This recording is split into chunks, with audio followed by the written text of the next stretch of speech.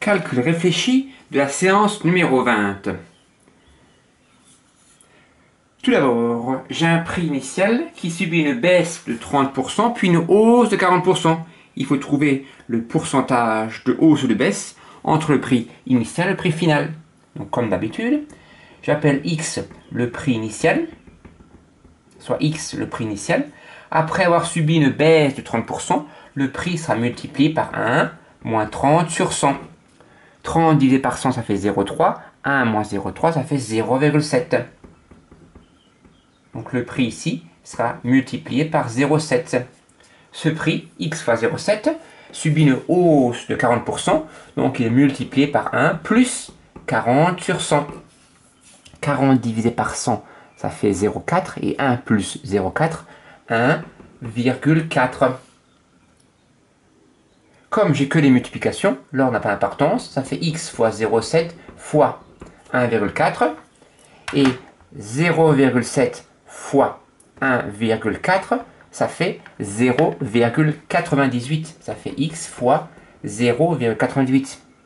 Or, 0,98, c'est 1 moins 2 centièmes. Unité dixième centième. Et donc, le prix final a subi une baisse, parce que c'est plus petit que 1, une baisse de 2%. Une baisse de 2%.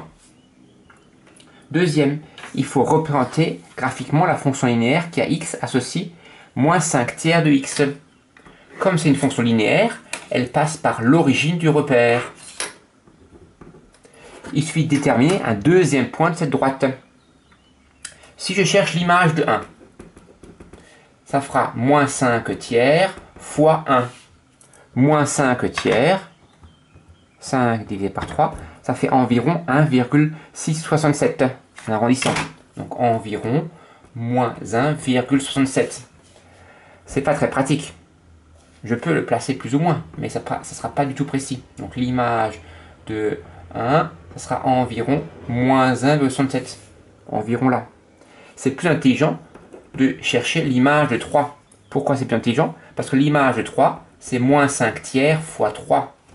Et moins 5 tiers fois 3, moins 5, si je multiplie par 3 et je divise par 3, il reste encore moins 5.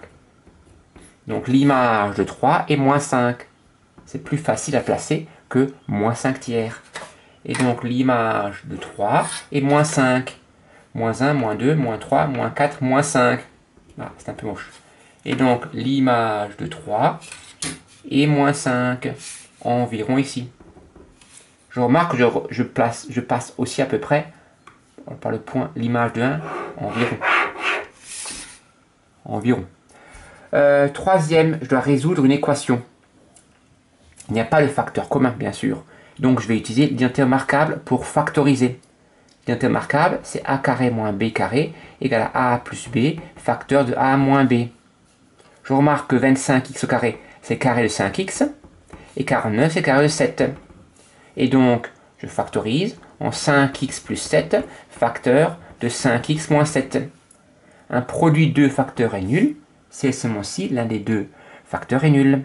Donc, ça veut dire que ou bien la première parenthèse égale à 0, ou bien la deuxième parenthèse égale à 0. Je résous ces deux équations. La première, je soustrais 7 de chaque côté, puis je divise par 5.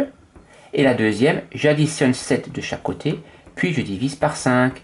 Et donc j'ai deux solutions, moins 7 cinquième et 7 cinquième. Dernier, c'est un peu difficile. Je dois calculer l'antécédent de 4. Je pourrais le lire plus ou moins. Je trace cette droite et je lis environ 2,5, 2,6, 2,7, c'est pas très précis. Pour le calculer, je vais déterminer la fonction linéaire. Comment faire ça? Comme c'est une fonction linéaire, elle est du style f de x égale a fois x, où a c'est le coefficient. Or, l'image de 2 c'est 3. Et donc l'image de 2, c'est le coefficient fois 2. Et donc le coefficient vaut 3,5 ou 1,5. Donc la fonction, c'est la fonction f de x égale 3,5 de x, ou la fonction qui a x associe 3,5 de x. Je cherche l'antécédent de 4. Donc ça veut dire que je cherche un nombre x tel que l'image de x soit 4. Or, l'image de x, c'est 3 demi de x. Donc, je dois résoudre l'équation 3 demi de x égale 4.